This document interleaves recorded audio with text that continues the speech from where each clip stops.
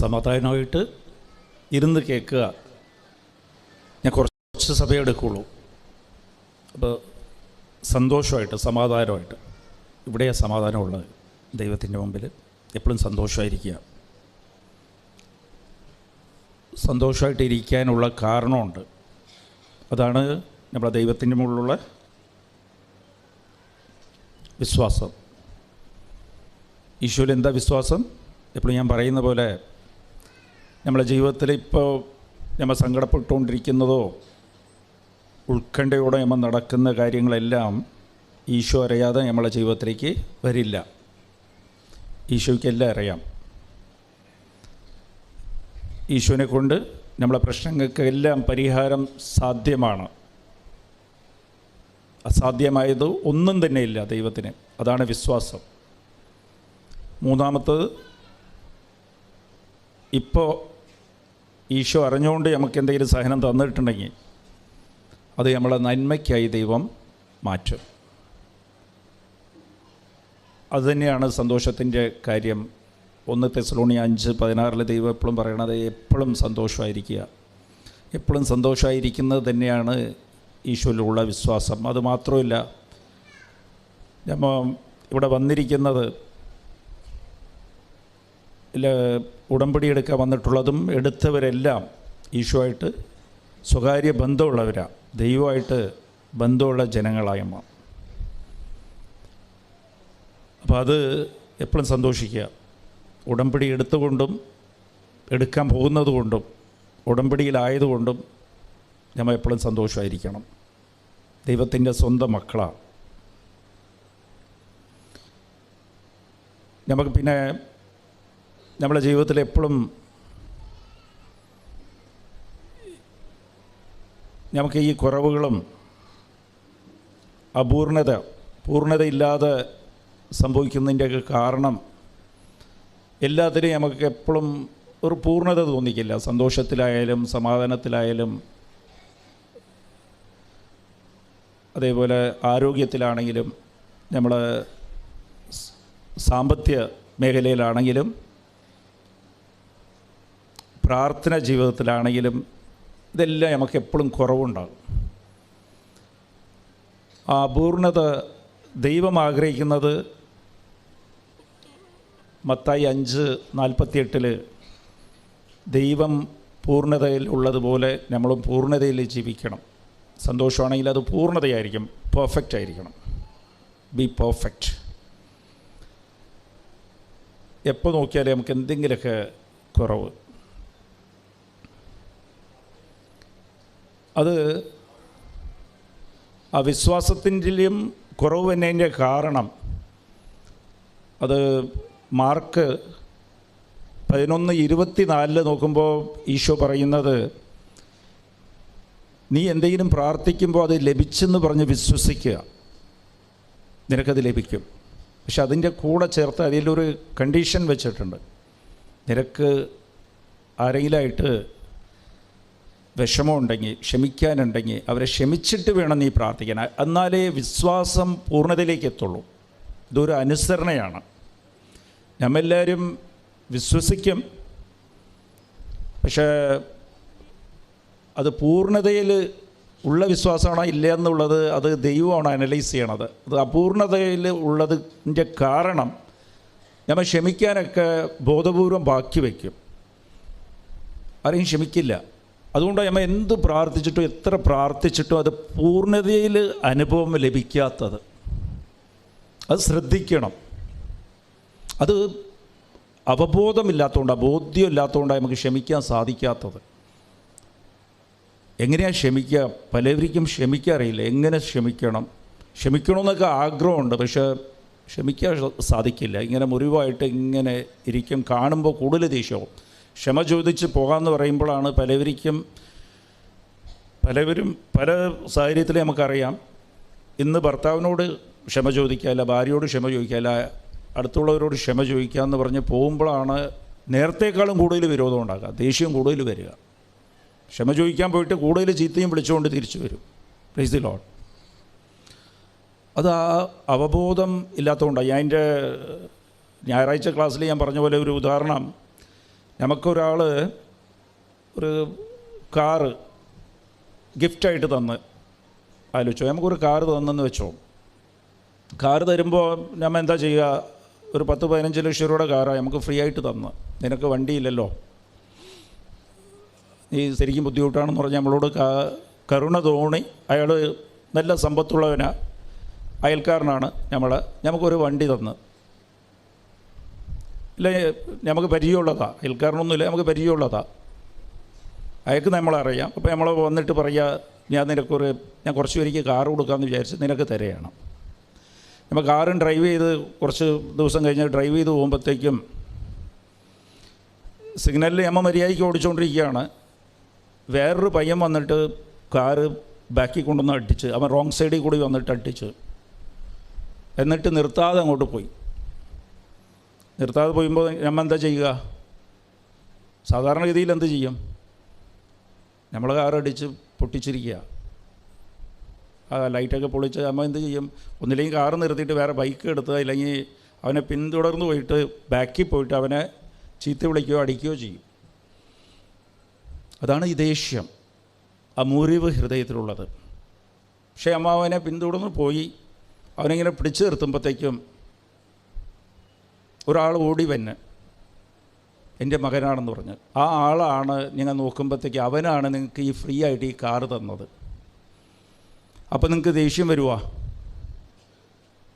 ദേഷ്യം വരില്ല. അപ്പോൾ നമ്മൾ എന്ത് പറയും? അവൻ തെറ്റ് ചെയ്താലും നമ്മൾ പറയും അവൻ അറിയാതെ ചെയ്തു പോയതാണ്, അവനോട് ക്ഷമിക്കണം. അതിനല്ലേ പറയുള്ളൂ, നമുക്ക് ഫ്രീ ഗിഫ്റ്റാണ് ഈ ജീവിതം, നമുക്ക് ദൈവം തന്ന ദാനമാണ്, ഫ്രീ ആയിട്ടുള്ള ദാനമാണ്. ഈ ലോകത്തിലുള്ള എല്ലാവരും ദൈവത്തിൻ്റെ മക്കളാണ്. അപ്പോൾ ഒരാൾ നമ്മളോട് തെറ്റ് ചെയ്ത് കഴിഞ്ഞാൽ ദൈവം ഓടി വരും. നമ്മൾ അവനോട് ദേഷ്യപ്പെടുമ്പോഴോ, തെല്ലാൻ പോകുമ്പോഴോ, ചീത്ത വിളിക്കുമ്പോഴോ, നിങ്ങളെ ഭാര്യയെ പറയുമ്പോഴോ, ഭർത്താവിനെ പറയുമ്പോഴോ, അയൽക്കാരെ പറയുമ്പോഴോ ദൈവം ഓടി വരും. അപ്പോൾ നമ്മൾ മനസ്സിലാക്കും, ദൈവത്തെ കണ്ടിട്ട് ഇത് ദൈവത്തിൻ്റെ മകനാണല്ലോ, ഞാൻ എന്തിനാ അവൻ എന്നെ ദ്രോഹിച്ചതോ അത് എൻ്റെ ഇല്ല, എനിക്ക് നഷ്ടം വരുത്തിയതൊന്നും എൻ്റെ ഇല്ല. ചിലവർ എൻ്റെ സമ്പത്ത് പറ്റിച്ചിട്ടുണ്ടാകാം, ഇല്ല അതിർത്തി പ്രശ്നം ഉണ്ടാക്കിയിട്ടുണ്ടാകാം, ഇല്ല നമ്മളുടെ കുറച്ച് മോശമായിട്ട് പറഞ്ഞിട്ടുണ്ടാകാം. നമ്മളെ അഭിമാനമൊന്നും നമ്മളുടെ ഇല്ല, ഇതെല്ലാം നമുക്ക് ദൈവം തന്ന ദാനമാണ്. ദൈവം തന്ന ദാനത്തിൽ ആരെങ്കിലും എന്തെങ്കിലും ചെയ്താൽ അത് നമ്മളുടെ ഇല്ല, അത് ദൈവത്തിനാണ് ബാധിക്കുന്നത്. ആ ഒരു ബന്ധം കീപ്പ് ചെയ്യണം. ഞാൻ ഈ കാറിൻ്റെ ഉദാഹരണം പറഞ്ഞ പോലെ ദൈവം അവിടെ നിൽക്കുകയാണ്, ഇതെൻ്റെ മകനാ ചെയ്തത്. അതുകൊണ്ടാണ് ഈശോ കുരിശിൽ ധരിച്ചപ്പോൾ ഈശോ കുരിശിൽ വെച്ച് പറഞ്ഞത്, പിതാവേ അവരോട് ക്ഷമിക്കണേ, അവരെന്ത് ചെയ്യുന്നെന്ന് അവരറിയുന്നില്ല. കാര്യം എന്താണെന്ന് വെച്ചിട്ടുണ്ടെങ്കിൽ അതാണ് ദൈവസ്നേഹം. Price the Lord. അത് എപ്പോഴും ശ്രദ്ധിക്കണം. ഒരാൾ നമ്മളോട് തെറ്റ് ചെയ്താൽ ഇത് ദൈവം അറിയാതെ സംഭവിക്കില്ല. ദൈവം അറിഞ്ഞുകൊണ്ട് അത് അനുവദിച്ച് തന്നത് എന്താ? അപ്പോൾ നമ്മളെ കാറ് റിപ്പയറായി കഴിയുമ്പോൾ നമ്മൾ പറയുകയാണ്, നമുക്ക് ദാനമായിട്ട് തന്ന ആളോട് പറയുകയാണ് അത് അവൻ അറിയാതെ ചെയ്തു പോയെന്ന്. അയാളത് മനസ്സിൽ വെച്ചുകൊണ്ട് നമുക്ക് അതിനേക്കാളും നല്ലതൊരെണ്ണം തരും. അന്ന് കാറ് മുട്ടിയത് കൊണ്ട് അയാളെന്ത് ചെയ്യോ? ഇയാളെൻ്റെ മകനെ ക്ഷമിച്ചല്ലോ എന്ന് പറഞ്ഞ് നമുക്ക് തന്നിരുന്നത് 15 ലക്ഷമാണെങ്കിൽ അതൊരു 10-25 ലക്ഷത്തിൻ്റെ വേറെ പുതിയ കാറ് നമുക്ക് തരും. അതുകൊണ്ട് സംഭവിക്കുന്നതല്ല, നമ്മളത് നന്മയ്ക്കായി ദൈവം മാറ്റും. ദൈവം ആഗ്രഹിക്കുന്ന ഇത്രയേ ഉള്ളൂ, ദൈവസ്നേഹമാണ്. ദൈവത്തെ നീ തിരിച്ചറിയണം. എല്ലാം ഞാൻ അറിഞ്ഞുകൊണ്ടാണ് തന്നെ. നമുക്കൊരു പ്രതികൂല സാഹചര്യം വരുമ്പോഴത്തേക്കും നമ്മൾ മറക്കും ദൈവത്തിന്. ഇത് ദൈവം അറിയാതെ എൻ്റെ ജീവിതത്തിലേക്ക് വന്നാൽ, ചിലപ്പോൾ എൻ്റെ തെറ്റുകൊണ്ട് വന്നാൽ, എൻ്റെ പാവം കൊണ്ട് വന്നാൽ, ഇല്ല അയാൾ എന്നെ ദ്രോഹിച്ചതാണ്, അങ്ങനെ അതൊരു തടസ്സമായിട്ട് നിൽക്കും. നമ്മളെ പൂർണ്ണതയിലേക്ക് നമുക്ക് എത്താൻ സാധിക്കാതെ വരും. അപ്പോൾ വിശ്വാസം പൂർണ്ണതയിലായിരിക്കണം, അനുസരണ പൂർണ്ണതയിലായിരിക്കണം, പ്രാർത്ഥന പൂർണ്ണതയിലായിരിക്കണം, നമ്മളെ സന്തോഷം പൂർണ്ണതയിലായിരിക്കണം. അപ്പോൾ ഇത് നമ്മിതെല്ലാം ചെയ്യും, പക്ഷെ അത് പൂർണ്ണതയിലാണെന്നറിയില്ല. എവിടെയോ കുറവുണ്ട്, ജീവിതത്തിലെല്ലാം കുറവുണ്ട്. ക്ഷമിക്കാൻ കുറവുണ്ട്, പ്രാർത്ഥിക്കാൻ കുറവുണ്ട്, സ്നേഹിക്കാൻ കുറവുണ്ട്, ജീവിതം ആസ്വദിക്കാനും കുറവുണ്ട്. എപ്പോഴും എന്തിനാ ജീവിക്കണം എന്നറിയില്ല. കാലത്തെ ആവണോ, റുട്ടീനായിട്ട് ഇങ്ങനെ പോകണം, ഒന്നിലും ഒരു സന്തോഷമില്ലായ്മ. Price the Lord. അപ്പോൾ പൂർണ്ണതയിൽ എത്തിക്കണമെങ്കിൽ എന്ത് ചെയ്യണം? 1 കൊരിന്ത്യർ 13:10. പൂർണ്ണത നമ്മുടെ ജീവിതത്തിലേക്ക് വരുമ്പോൾ അപൂർണതയെല്ലാം വിട്ടുപോകും. Price the Lord. ഇതാണ് ഫോർമുല. നമ്മുടെ ജീവിതത്തിലേക്ക് പൂർണ്ണതയെ കൊണ്ടുവരണം. അപ്പോൾ അപൂർണത വിട്ടുപോകും. Price the lord. ഹല്ലേലൂയ. വളരെ സിമ്പിളായിട്ട് പ്രാക്ടിക്കലായിട്ടാണ് ഞാൻ പറയുന്നത്. ഇതൊക്കെ പ്രാക്ടിക്കലായിട്ട് ദൈവം കുറേ കാര്യങ്ങൾ പ്രാക്ടിക്കലായിട്ട് നമ്മൾ ഉടമ്പടി എടുക്കുമ്പോഴത്തേക്ക് നമുക്ക് കുറച്ച് കാര്യങ്ങളൊക്കെ പ്രാക്ടിക്കലായിട്ട് ചെയ്യണം. ഇല്ലാതെ ഇത് ഒരു നിയോഗം പോലെ അങ്ങനെ ചെയ്തു പോകരുത്. ഇത് എല്ലാവരും ചെയ്യണം.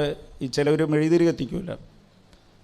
9 ആഴ്ച മെഴുകുതിരി കത്തിച്ചാൽ അത് സംഭവിക്കുമെന്ന് പറഞ്ഞാൽ അതെന്താ? മെഴുകുതിരി കുറേ കത്തും. അത് മെഴുകുതിരി കത്തിച്ചില്ലെങ്കിലും നിങ്ങൾ പ്രാർത്ഥിച്ചാൽ ഞങ്ങൾക്ക് കിട്ടും. പക്ഷെ ബന്ധം ഉണ്ടാവില്ല ദൈവമായിട്ട്. അപ്പോൾ അങ്ങനെയാകരുത്. ഇത് ദൈവവചന അനുസരണയാണ്. ഞാൻ എപ്പോഴും ദൈവം ആഗ്രഹിക്കുന്ന നമ്മൾ പരിപൂർണതയിൽ ജീവിക്കണമെന്നുള്ളതാണ്. അപ്പോൾ നിങ്ങൾ നോക്കുക, നിങ്ങളുടെ ജീവിതം അങ്ങനെ തന്നെ മാറും, മൊത്തം മാറും. ഇപ്പം ജീവിക്കുന്ന ജീവിതമില്ല, നിങ്ങൾ നോക്കുമ്പോഴത്തേക്കും മൊത്തം മാറും. നിങ്ങളെ കാണുമ്പോൾ മറ്റുള്ളവർ ആഗ്രഹിക്കുക, എനിക്ക് ഈ ജീവിതം ജീവിക്കുന്നു അല്ലേ. ഇതെങ്ങനെയാണ്?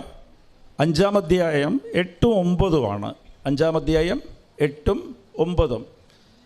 അത് ദൈവപുത്രനായിട്ട് പോലും ദൈവം സഹനം വഴി അനുസരണ പഠിപ്പിച്ച ഈശോയ്ക്ക് സഹനം വഴി പഠിച്ചത് എന്താണ്? സഹനം കിട്ടിയപ്പോൾ അനുസരണയായിരുന്നു അതിലിരുന്ന് കിട്ടിയത്.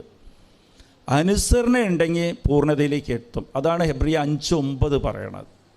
ദൈവപുത്രനായിട്ട് പോലും സഹനം വഴി അനുസരണ പഠിച്ച. നമുക്ക് ഇപ്പോൾ എപ്പോഴും ശ്രദ്ധിക്കേണ്ടത്, നമുക്കൊരു സഹനം വന്നാൽ അത് ദൈവവചന അനുസരിക്കാൻ ദൈവം തരുന്ന ഒരു അവസരമാണ്. Price the Lord. ഇല്ലാതെ സഹനം വന്നു കഴിഞ്ഞാൽ സങ്കടപ്പെട്ട് കരയാനുള്ളതില്ല. അപ്പം നോക്കണം, നമുക്ക് ആരെങ്കിലും ക്ഷമിക്കാനുണ്ട്. ദൈവം നമ്മളോട് ക്ഷമിക്കാൻ പറഞ്ഞിട്ടുണ്ട്, ക്ഷമയോട് കാത്തിരിക്കാൻ പറഞ്ഞിട്ടുണ്ട്, മറ്റുള്ളവർക്ക് സഹായിക്കാൻ പറഞ്ഞിട്ടുണ്ട്, ദൈവത്തെ മഹത്വപ്പെടുത്താൻ പറഞ്ഞിരിക്കുക. ദൈവത്തെ മഹത്വപ്പെടുത്തുന്നത് എങ്ങനെയാണ്? കരഞ്ഞുകൊണ്ടില്ല. എൻ്റെ ദൈവം എൻ്റെ കൂടെ ഉണ്ട്, എൻ്റെ ദൈവം ശക്തനാണ്, എല്ലാം സാധ്യമാണ്. അത് പറയാൻ സാധിക്കണം. പിറുപിറുക്കുകയില്ല ചെയ്യേണ്ടത്. അപ്പോൾ ഒരു സഹനം ദൈവവചനം അനുസരിക്കാനേ തരണം. അത് നിയമവർത്തനം 8-ാം അധ്യായം 2 ഇസ്രായേൽ ജനങ്ങളെ ദൈവം മരുഭൂമി കൂടി അയച്ചത്. ദൈവം പറയുകയാണ്, ഞാൻ പരീക്ഷിക്കാൻ വേണ്ടിയിട്ടാണ് അവർ മരുഭൂമി ജീവിതം എന്ന് വെച്ചാൽ സഹനത്തിലേക്ക് കൂടി കടന്ന് അവർ പോയത്. ഞാൻ അനുവദിച്ചത് അവർ എൻ്റെ വചന അനുസരിക്കുക ഇല്ല എന്ന് പരീക്ഷിക്കാൻ വേണ്ടിയിട്ടാണ്. അപ്പോൾ അനുസരണയ്ക്ക് വേണ്ടിയിട്ടാണ് സഹനം നമ്മുടെ ജീവിതത്തിലേക്ക് ദൈവം തരുന്ന. ഇതൊരു ബോധ്യം വേണം. അപ്പോൾ ഒരു സഹനം നമ്മുടെ ജീവിതത്തിൽ പ്രതീക്ഷിക്കാതെ നമുക്ക് വന്നു കഴിഞ്ഞാൽ, നമ്മൾ പ്രതീക്ഷിക്കാത്ത കാര്യം നടന്നു കഴിഞ്ഞാൽ അതെല്ലാം സഹനമാണ്. അതിൽ പേടിക്കരുത്. അപ്പം വിചാരിക്കണം, എന്നെ അനുസരണയിലേക്ക് ദൈവം വിളിക്കുകയാണ്, ദൈവവചനം അനുസരിക്കാൻ വിളിക്കുകയാണ്. Price the lord. ഹല്ലേലൂയ. അനുസരണ വഴി നമ്മളെ ജീവിതത്തിലേക്ക് പൂർണ്ണത വരും. ഹെബ്രിയ 5:9 അതാണ്. ഈശോ അനുസരിച്ചുകൊണ്ടാണ് പൂർണ്ണനായത്. അത് ദൈവം നമുക്ക് കാണിച്ചു തരാൻ വേണ്ടിയിട്ടാണ്. Price the lord. ഹല്ലേലൂയ. ഇതെങ്ങനെയാണ് വരിക? അനുസരണ ഇല്ലെങ്കിൽ, അനുസരണ മാത്രം നമുക്ക് വെറുതെ നമ്മൾ പിള്ളേരെ പഠിപ്പിക്കുക, ഇതേ ദൈവവചനം അനുസരിക്കുക. ആരെങ്കിലും നിന്നെ ചീത്ത വിളിച്ചാലോ നിന്നെ ദ്രോഹിച്ചാലോ അവർക്ക് വേണ്ടി റോമ 12:14 പറയുന്ന ദൈവവചനം എന്താ പറയുന്നത്? നീ അവർക്ക് വേണ്ടി പ്രാർത്ഥിക്കുക, ശപിക്കരുത്, അവരെ അനുഗ്രഹിക്കുന്നു. അത് സാധിക്കില്ല. Price the Lord. അപ്പോൾ അതിന് കൃപ വേണം. കൃപ വേണമെന്നുള്ളത് കൊണ്ട് അനുസരണയ്ക്ക് കൃപ വേണം. അതുകൊണ്ടാണ് നമുക്ക് നേരിട്ട് അനുസരിക്കാൻ ദൈവം അനുഗ്രഹിച്ചാൽ പോരെ. ഇല്ല, കൃപ വേണം. കൃപ കിട്ടുന്നത് സഹനം വഴി മാത്രമാണ്. അത് 2 കൊരിന്ത്യർ 12:9-10. അപ്പോൾ സഹനം ഉണ്ടായിരിക്കണം. സഹനം നമ്മുടെ നന്മയ്ക്കാണ്, അത് മനസ്സിലാക്കണം. എന്താണെന്നാൽ 2 കൊരിന്ത്യർ 12:9-10 പറയുന്നത്, നിൻ്റെ സഹനത്തിൽ, നിൻ്റെ ബലഹീനതയിൽ എൻ്റെ കൃപ അധികമായിരിക്കും. അപ്പോൾ സഹനം തന്നത് ദൈവനാമത്തിലെ ഏറ്റെടുക്കുമ്പോൾ നമുക്ക് എന്ത് കിട്ടും? കൃപ കിട്ടും. ആ കൃപ വഴിയാണ് നമുക്ക് അനുസരിക്കാൻ സാധിക്കുക. ദൈവവചനം അനുസരിക്കണമെങ്കിൽ സാധാരണയായിട്ട് സാധിക്കില്ല, വെറുതെ കിട്ടില്ല. നമ്മൾ പിറുപിറുക്കാതെ ഒരു സഹനം വരുമ്പോൾ നന്ദി പറയണം ആദ്യം. ദൈവമേ, ഇത് എന്നെ അനുസരണ പഠിപ്പിക്കാൻ വേണ്ടിയിട്ടാണ് എനിക്ക് തന്നത്.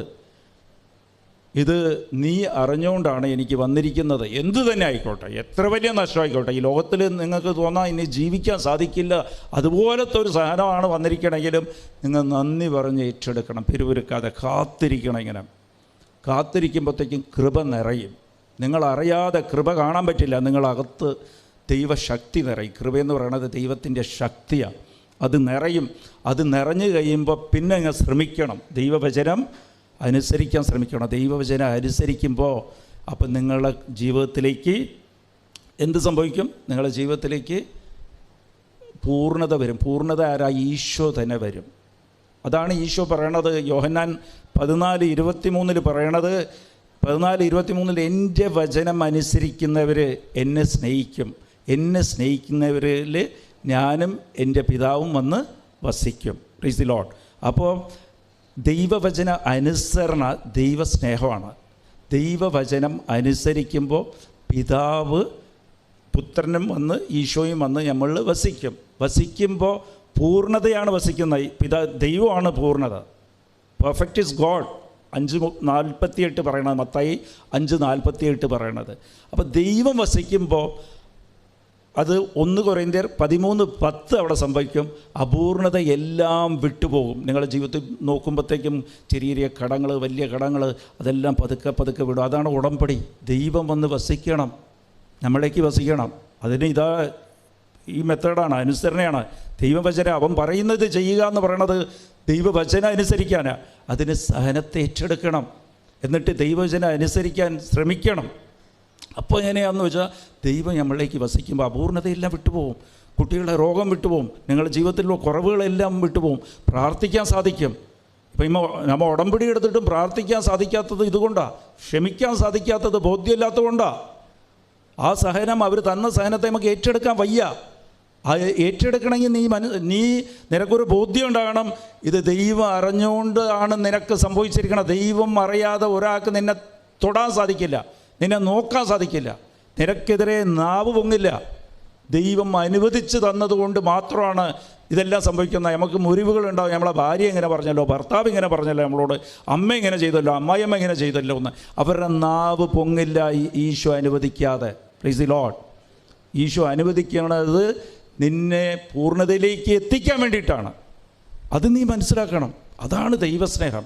അപ്പോൾ ദൈവസ്നേഹം നിറയുമ്പോൾ ദൈവം എപ്പോഴും സംരക്ഷണമായിരിക്കും നിനക്ക്. Price the Lord. ഇത് എപ്പോഴും ദൈവത്തെക്കുറിച്ചൊരു വിചാരം നമുക്ക് ഉണ്ടാകും. ഞാൻ എൻ്റെ ഇപ്പോൾ ഷാർജ ധ്യാനത്തിന് അച്ഛൻ്റെ കൂടെ പോകുന്നതിൻ്റെ തൊട്ട് മുമ്പത്തെ ഞായറാഴ്ച എൻ്റെ പ്രാർത്ഥന, കോയമ്പത്തൂർ പ്രാർത്ഥനാ സെൻ്റർ ഉണ്ട്. എനിക്ക് ഒരു 10 ഏക്കറിലാണ് ഞങ്ങൾ ഹോളൊക്കെ കിട്ടി, അവിടെ പ്രാർത്ഥിച്ചുകൊണ്ടിരിക്കുക. അതിൻ്റെ തൊട്ടടുത്ത ഭൂമിയും എൻ്റെ തന്നെയാണ്. അവിടെ ഞാൻ ഡെവലപ്പ് ചെയ്തുകൊണ്ടിരിക്കുക. വില്ലാസ് കെട്ടാൻ വേണ്ടിയിട്ട് അത് ക്ലീൻ ചെയ്ത് അതിന് റോഡിട്ട് ഡ്രെയിനേജൊക്കെ ഇട്ട് അത് ഗവൺമെൻറ് അപ്രൂവൽ വാങ്ങിച്ചിരിക്കുക. ഗവൺമെൻറ് അപ്രൂവലൊക്കെ തന്ന്, പക്ഷേ ആ സ്ഥലത്തിൻ്റെ തൊട്ട് മുമ്പിൽ എൻ്റെ ഫ്രണ്ടേജ് അതിൻ്റെ റൈറ്റ് സൈഡ് പുറമ്പോക്കിൽ ഒരു അമ്പലം ചെറുതായിട്ട് ആൾക്കാരൊക്കെ കൂടി കെട്ടിവെച്ചിരിക്കുക. വെറുതെ ഒരു രൂപം വെച്ച്, ഗണപതിയുടെ രൂപം വെച്ച് അങ്ങനെ കെട്ടിയിരിക്കുക. അത് അമ്പലം ആ സൈഡിലുണ്ട്, അത് ഞാൻ മാനിക്കുന്നുണ്ട്, അവരുടെ വിശ്വാസത്തിന് മാനിക്കുന്നുണ്ട്. ആ ഷെഡൊക്കെ അവർ എന്നോട് ഡൊണേഷൻ ചോദിച്ചപ്പോൾ ഈ ഷെഡൊക്കെ ഞാൻ തന്നെയാണ് പണിഞ്ഞു കൊടുത്തത്. പക്ഷേ ഇവരെന്ത് ചെയ്ത് എൻ്റെ ഫ്രണ്ടേജ് എല്ലാം ഇങ്ങനെ കംപ്ലീറ്റ് അവർ കയ്യേറിയത് എങ്ങനെയാണെന്ന് വെച്ചാൽ ഞാൻ പോയി അവിടെ ക്ലീൻ ചെയ്യാൻ പോയാലും ഇവർ പ്രശ്നം ഉണ്ടാക്കും. ഇത് അമ്പലത്തിൻ്റെ സ്ഥലമാണെന്ന്. അമ്പലം ഇരിക്കുന്ന ആ മൂലയ്ക്കാണ്, പക്ഷേ എൻ്റെ ഫ്രണ്ടേജ് മൊത്തം ഇവരെടുത്ത് വെച്ചിരിക്കുക. അപ്പോൾ ഞാൻ മതിൽ കെട്ടി വെച്ചിരിക്കുക, അതിൻ്റെ മുമ്പിലെല്ലാം ഇവരെടുത്ത് അങ്ങോട്ട് കയറാൻ സമ്മതിക്കില്ല. Price the Lord. പക്ഷേ എനിക്ക് അപ്രൂവൽ കിട്ടിയപ്പോഴത്തേക്ക് റോഡും ഡ്രെയിനേജും വന്നത് ഈ മതിൽ പൊളിച്ച് മെയിൻ റോഡിലേക്ക് വരണം, അല്ലെങ്കിൽ എൻ്റെ ഫ്രണ്ടേജ് അടച്ചിട്ടിരിക്കുക. ഞാൻ ഇതിങ്ങനെ കുറേ വിചാരിച്ചുകൊണ്ടിരിക്കുക, ഇത് പ്രശ്നമാവും, എന്ത് ചെയ്യും. ഇവരെന്ന് പറഞ്ഞാൽ വലിയ പ്രശ്നമാണ്. പാർട്ടിക്കാർ ഇവരെല്ലാം കൂടി അവിടെ ഒന്നാമത് കാശ് വാങ്ങിക്കാനും, ഇത് ലീഗലി ഇല്ല, ഇല്ലീഗലായിട്ട് വെച്ചിരിക്കുക. അപ്പം ഞായറാഴ്ചയാണ് ആ റോഡ് പണിയെല്ലാം തീർന്ന് എനിക്ക് അപ്രൂവലിന് ഇൻസ്പെക്ഷൻ വരും. അതിനു മുമ്പ് ഈ ഡ്രെയിനേജ് വർക്ക് തീർക്കണം, ഈ മതിൽ പൊട്ടിച്ച് ഇതെല്ലാം ക്ലീൻ ചെയ്ത് ഇങ്ങോട്ട് വരണം. ഞാനിത് 3-4 ആഴ്ചയായിട്ട് ഇങ്ങനെ ഓർത്തിട്ട് ഇത് വലിയ പ്രശ്നമാവുമല്ലോ. ഒന്നാമത് നമ്മൾ ഇവിടെ പ്രാർത്ഥന നടത്തുന്നു, അതിന് എതിർപ്പാണ്. അപ്പോൾ ഞാൻ ഇങ്ങനെ മനസ്സിൽ അവിടെ ഞായറാഴ്ച എൻ്റെ കോൺട്രാക്ടർ വിളിച്ചിട്ട് പറഞ്ഞ് നാളെ ഇൻസ്പെക്ഷൻ വരും, ഇന്ന് ഈ മതിൽ പൊളിച്ച് ഇത് ക്ലീൻ ചെയ്ത് ഡ്രെയിനേജ് ഇങ്ങോട്ട് എടുക്കണമെന്ന് പറഞ്ഞപ്പോൾ അന്ന് പ്രാർത്ഥനയാണ്, ഞായറാഴ്ച പ്രാർത്ഥനയാണ്. അപ്പോൾ ഞാൻ വിചാരിച്ച ആൾക്കാരെല്ലാം കൂടി 100 കൂടുതൽ ആൾക്കാർ വരും. നേരെ എൻ്റെ കോമ്പൗണ്ടിൽ കയറി പ്രശ്നം ഉണ്ടാക്കിയത് ഞാൻ പൊളിച്ചു കഴിഞ്ഞാൽ വലിയ പ്രശ്നമാകും. അവിടെയാണെങ്കിൽ പ്രാർത്ഥനയ്ക്ക് ആളും കൂടി ഇരിക്കുക നടക്കും. അപ്പോൾ ആരെങ്കിലും വിളിക്കണമല്ലോ എന്ന് ഞാൻ ഇങ്ങനെ മനസ്സിൽ അവിടെ നിന്നുകൊണ്ട് കൊന്ത കയ്യിലുണ്ട്. ആരെ വിളിക്കാൻ? ഇനി DMK-കാരെ വിളിക്കണം, പാർട്ടിക്കാരെ വിളിക്കാനാണ്? അല്ലെ പോലീസിൽ കംപ്ലയിൻറ്റ് ചെയ്താൽ പോലീസ് പറയും ഇപ്പോൾ പ്രശ്നം ഉണ്ടാക്കേണ്ടതെന്ന് പറയും, നീ ഒന്നും ഇപ്പോൾ പൊളിക്കേണ്ട, ഇത് ആൾക്കാരായിട്ട് പ്രശ്നമൊന്നും ഇങ്ങനെ വിചാരിച്ചുകൊണ്ടിരിക്കുമ്പോൾ ആരെ വിളിക്കും ദൈവമേ? ഞാനാണെങ്കിൽ ഇപ്പോൾ പ്രാർത്ഥനയ്ക്ക് കയറണം. 12 മണിക്ക് എൻ്റെ ശുശ്രൂഷയാണ്. അപ്പോൾ 11:30 മണിയായി. ഇവിടെ അകത്ത് കയറുമ്പോൾ ഇവന്മാരെല്ലാം കൂടി അകത്ത് കയറിയിട്ട് പ്രശ്നം ഉണ്ടാക്കുമല്ലോ എന്ന് പറഞ്ഞ് ഞാൻ ഇങ്ങനെ നോക്കുമ്പോൾ എൻ്റെ പ്രാർത്ഥനയ്ക്ക് ആരാധന വയ്ക്കാൻ ദിവ്യകാരുണ്യം തിരുവോസ്തി കൊണ്ടുവരുന്നത് അച്ഛനാണ്. അവിടെ അമൽ ഫാദറാണ് കൊണ്ടുവരുന്നത്. അതൊക്കെ ദൈവം അനുഗ്രഹിച്ച് ഒരു ആത്മീയരുടെ പ്രാർത്ഥനയ്ക്ക് ആരാധന വയ്ക്കാമെന്ന് പറഞ്ഞാൽ അത് മാതാവ് തന്നെ സഹായിച്ചതാണ്. ഞാൻ നോക്കുമ്പോഴത്തേക്ക് ജീപ്പിൽ അച്ഛൻ ഇങ്ങനെ പോകണം. അപ്പോഴാണ് ഓർമ്മ തന്നെ, വലിയ ആൾ ഈശോനേക്കാൾ വലിയ ആളാരും ഇല്ലല്ലോ. ഈശോയിലെ അകത്തിരിക്കുന്നത് ഈശോയേക്കാൾ വലിയ ആളില്ലെന്ന് പറഞ്ഞ് ഞാൻ പറഞ്ഞ് JCB-കാരനോടും കോൺട്രാക്ടറോടും പൊളിച്ച് പണിയെന്ന് പറഞ്ഞു ഞാൻ. അതാണ് ബോധ്യം. Price the Lord. ഞാൻ പൊളിക്കാൻ പറഞ്ഞിട്ട് ഞാൻ നേരെ അവിടെ നിന്നൊരു 200 മീറ്ററേ ഉള്ളൂ എൻ്റെ കോമ്പൗണ്ടിലേക്ക് കയറി. ഞാൻ പ്രാർത്ഥനയ്ക്കകത്ത് പ്രാർത്ഥനയ്ക്ക് കയറിയില്ല. അവിടെ എൻ്റെ മാനേജർ വിളിച്ച് ഒരു 100-110 പേര് ആൾ കൂടി, പെണ്ണുങ്ങളും ആണുങ്ങളും വന്ന് കൂടി പ്രശ്നമാണ് അവിടെ. പോലീസ് വന്നെന്ന് പറഞ്ഞു. പോലീസ് എന്നെ വിളിക്കാമെന്ന് പറഞ്ഞു. ഞാൻ പറഞ്ഞു, മാനേജറോട് പറഞ്ഞു, ഞാൻ ഇവിടെ ഉണ്ടെന്ന് പറഞ്ഞാന്ന് ചോദിച്ചു. ഇല്ല പറഞ്ഞിട്ടില്ല എന്ന്. നീ പറ, ഞാൻ ഒരു 1:30 മണിക്ക് അവിടെ വരാമെന്ന്, എൻ്റെ പ്രാർത്ഥന കഴിഞ്ഞിട്ട് വരാമെന്ന്. അവിടെ പ്രശ്നം നടക്കുക. അവിടെ ഭയങ്കര ബഹളമാണ്. അമ്പലം പൊളിച്ചിട്ടൊന്നുമില്ല. അമ്പലം അവിടെ ഇരിക്കുക. സ്ഥലം എൻ്റെ മതിലാണ്, അത് പൊളിച്ചു. അപ്പോൾ ഇവർ പ്രശ്നമൊക്കെ വലിയ അകത്ത് കയറിയിട്ട് വലിയ പ്രശ്നമാണ്. ഞാൻ എന്ത് ചെയ്ത്, ഇതൊന്നും ആരെയും അറിയിച്ചില്ല. നേരെ അകത്ത് പോയി ആരാധന എഴുന്നള്ളിച്ച് വെച്ച് ആരാധിപ്പിക്കുന്നത് ഞാനാ. അവിടെ ആരാധിപ്പിച്ച് എൻ്റെ സ്പീച്ചും കൊടുത്ത് ഞാൻ പുറത്ത് വന്ന് അതിപ്പോൾ വിസ്തരിക്കാൻ പറ്റില്ല. ഇപ്പോൾ പ്രശ്നം എന്തായി, അത് മൊത്തം പ്രശ്നം സെറ്റിലായി, അത് ക്ലീനായി, അതവിടെ ഡ്രെയിനേജും കെട്ടി, ഇവർ പിടിച്ചു വെച്ചിരിക്കണ മൊത്തം സ്ഥലവും ക്ലീനായി എൻ്റെ ഇതിലേക്ക് വന്നു. അത്രയ്ക്കുമാണ്. അതാണ് ദൈവമായിട്ടുള്ളൊരു ബോധ്യം. ദൈവം അറിയാതെ ഒന്നും സംഭവിക്കില്ല. ഇതെന്താണെന്ന് വെച്ചാൽ ഇതൊരു അനുഭവമാണ് നമുക്ക്. പക്ഷേ അനുഭവം നമുക്ക് കിട്ടണമെന്നുണ്ടെങ്കിൽ അത് യെശയ്യാ 43:2 നീ തീ കൂടി നടന്നു പോയാൽ നീ ചൂടേക്കില്ല, അതേപോലെ കടലിൽ കൂടി നടന്നാലും നീ മുങ്ങിപ്പോകില്ലെന്ന് ദൈവം വാഗ്ദാനം പറഞ്ഞിട്ടുണ്ട്. പക്ഷെ ആ വാഗ്ദാനം നമുക്ക് അനുഭവമായിട്ട് മാറണമെങ്കിൽ നമ്മൾ തീ കൂടി ഒന്ന് നടന്നു നോക്കണ്ടേ? നമ്മൾ തീവ് കാണുമ്പോൾ തന്നെ നമ്മൾ പേടിച്ചിട്ട് മാറി നിൽക്കും. അതാണ് പ്രശ്നം. എൻ്റെ ദൈവം കൈപിടിച്ച് നടക്കാമെന്ന് പറഞ്ഞാൽ നമ്മൾ തീ കൂടി നടന്നു പോകില്ല, നന്ദി പറഞ്ഞ് നടക്കില്ല. നമ്മൾ അകത്ത് പോയില്ലെങ്കിൽ എങ്ങനെയാണ് അനുഭവം കിട്ടുക? പിന്നെ പേടിച്ച് നിൽക്കും. തീയെ കാണുമ്പോൾ അന്ന് ഇത് തീയാണ്, മതിൽ പൊളിക്കാമെന്ന് ഞാൻ പറഞ്ഞ തീയാ. പൊളിച്ച് നോക്കിയപ്പോഴല്ലേ എനിക്ക് അനുഭവം കിട്ടി, എനിക്ക് പൊള്ളലേക്കില്ല എന്ന്. Price the Lord. അത് ദൈവത്തെ നിങ്ങൾ മനസ്സിലാക്കണം. നീ തീ കൂടി നടന്നു പോയാൽ പൊള്ളലേക്കില്ലെന്നാണ് ദൈവം പറഞ്ഞേക്കാം. വെറുതെ തീയിൽ നിന്ന് മാറി നിന്നാൽ പൊള്ളലേക്കില്ലെന്നില്ല വാഗ്ദാനം. അപ്പം നിനക്കൊരു സഹനത്തിൽ കൂടി നടന്നു വരുമ്പോൾ ഞാൻ നിൻ്റെ കൂടെ ഉണ്ടാകും. Price the Lord. ദൈവം കൂടെയുള്ള അനുഭവം കിട്ടണമെങ്കിൽ സഹനത്തിൽ പിരിവിറുക്കാതെ സങ്കടപ്പെടാതെ നടന്നു പോകണം. ദൈവത്തെ കൂടെ വയ്ക്കുമ്പോഴാണ് നമുക്ക് പൂർണ്ണത കിട്ടണം. ആ ജീവിതം പൂർണ്ണതയിൽ ജീവിക്കണം. ഞാൻ വന്നത് ജീവനുണ്ടാകാനും അത് സമൃദ്ധിയിൽ ജീവിക്കാൻ വേണ്ടിയിട്ടാണ്. Price the Lord. യോഹന്നാൻ 10:10 പറയുന്നത് അത് നീ അപൂർണതയിൽ ജീവിക്കാൻ വേണ്ടിയില്ല, സമൃദ്ധിയിൽ ജീവിക്കണം. നിന്നെ കാണുമ്പോൾ മറ്റുള്ളവർക്ക് ആഗ്രഹം തോന്നിക്കണം, ഈ ജീവിതം ഞാനും കൂടി ജീവിക്കണമെന്നുള്ളത്. Praise the lord. Hallelujah, hallelujah.